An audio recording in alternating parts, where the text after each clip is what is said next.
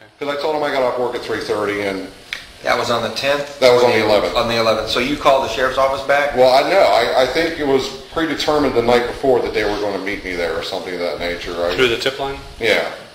I really don't remember. I mean, I know that they said that they would send somebody out there to meet me. On the 11th, did you ever talk to the sheriff's office, or Oh, no. have you call you in? I honestly don't remember, to be, I just don't remember. Did you show up before or after the deputy did? I was there before the deputy was there. And I just sat in my car because, once again, it was hot, and I was just sitting in there with the air conditioning. About what time of day, again, do you recall? Well, I got off at 3:30, and I worked at Curry Ford, which is right next to 417. So, and their place is off of Chickasaw, which is really just right up around the corner from where I work. So, it probably took me no more than 15, 20 minutes to get there. I just want to go over this little map here real quick. We sat here, we kind of drew a map and give a rough idea of where everything was. On this map over here, we have Suburban Drive, Hope Spring Drive, and the area where you found the bag on the 11th of December. Right.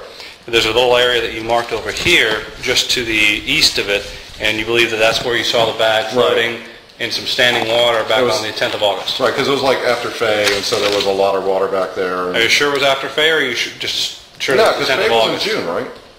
I don't want to Yeah, guess okay, on but there was a lot of standing water. Let's just They're in that same area. in that same area. And you said that the bag was approximately anywhere between 4 and 10 feet from where the water's edge Right, went? yeah, from the water's edge was. Okay. We drew a map over here. Is this a fair representation, Yeah, it's a fair of what you remember from representation, August 10, 2008? We actually wrote it up there. All right. Just so we could use this later. Yeah, no, that's fine. question. Yeah, no, that's fine. Would you mind? I'll go ahead and write my name down here. Sure. And I'll put the today's date, which is 12/17/08, 18:38 hours. If you wouldn't mind, just go ahead and sign and date on the bottom of that. That way, if I have to go back to this, since this is recorded, I can show a piece of paper that we talked about. Now, again, the deputy shows up and continue from there. Okay, the deputy shows up, he gets out of the car. I told him what I had seen, and I also told him that the day before that we had seen a 6.5 foot eastern diamondback rattlesnake right there. He pulled his expanding metal baton out. I showed him in the area where it was. He took 2 steps into the woods. He basically slid down the hill, came out, told me that the area had been searched, and pretty much I was wasting the county's time, and that they had, I don't know. I mean, I don't want to go outside. Oh, yeah, no, I don't want to make the guy come off as an ass or anything, but they had other things to do and yada yada yada. So I said okay, and went on my happy way. And just to confirm, one of the reasons that you went back, when you went back on the 11th, you had already had in mind that, hey, I'm already Yeah, yeah, oh yeah. This is, a tip that I called them before, so curiosity, is it fair to say that curiosity led you back to that particular area to just look around again? Oh yeah, of course, yeah. I mean, there's always an off-site chance that I was right. I mean, even an idiot gets lucky once in a while, so. Can't argue that fact now. Live your whole life that way. No, I'm good. Scott? I think as long as I think we need to get as far as your recollection. And I was watching your hand motions, but when you had that stick and you thumped that object and you heard that hollow sound, and you turned and you kind of, I guess. I looked for the bottom of the bag. I grabbed the bottom of the bag, and like I said, I yanked it once. I expected the bag to split open. Nothing happened.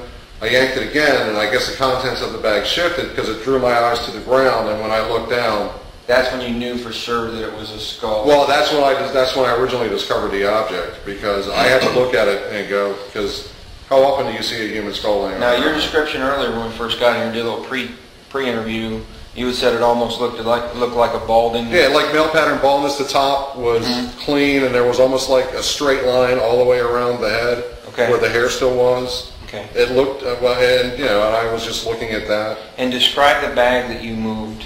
It was just like a black, one of those heavy, like leaf bag or heavy trash bags that you see. Okay. And I really didn't notice anything else, because obviously once I discovered what I discovered, the bag was minimal to me anymore. It really didn't matter. So the image that's being portrayed through the media is this skull rolling out of the bag, and so that never occurred? That never occurred. Okay. Then we just need a clarification on that. I will say that I did look into the bag, and I did see what appeared to be almost like stuffing or something. Like stuffing out of a pillow or something. I really don't know what I was looking at. It just appeared to be white and kind of fluffy to me. And I, like, once again, I knew at that point that not to touch anything, not to really over. That was my next. Never did you touch anything with your hand? No, Okay. no. I used to be a bail bondsman. I'm not. When you backed out of there and made your call, who arrived first? My field supervisor. Okay. Alex. Did both of you go back in there and look? No, we didn't. You stayed on the street? We stayed on the street, stood right there. I remember joking to Alex going, do you think I'm going to have to finish my route today? And he started laughing at me. But we just sat there and, kind of made some small talk until the officer showed up. Okay. I think one of the other guys in the truck drove by, but drove by, he didn't actually come in, because obviously people are going to get curious. And then, I think Rusty got on the radio and told everybody to stay away from the area so, because obviously. And Rusty is who? Rusty is Rusty's far as he's the supervisor that assigns the routes every day, and he's like in charge of all of us. Alex is the second in command. All right. And then the officers showed up.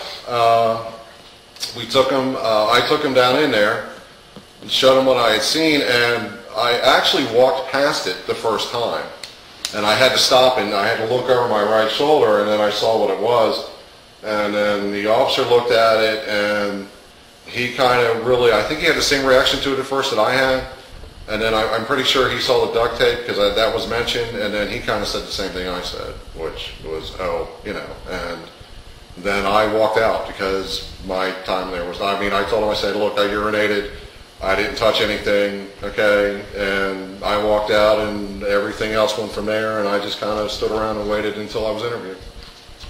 Very good. Would you do me a favor? Sure. Raise your right hand for me. Sure. Do you swear and affirm everything you just told us is true? Oh yeah, definitely. What time do you have there? It is 18:43.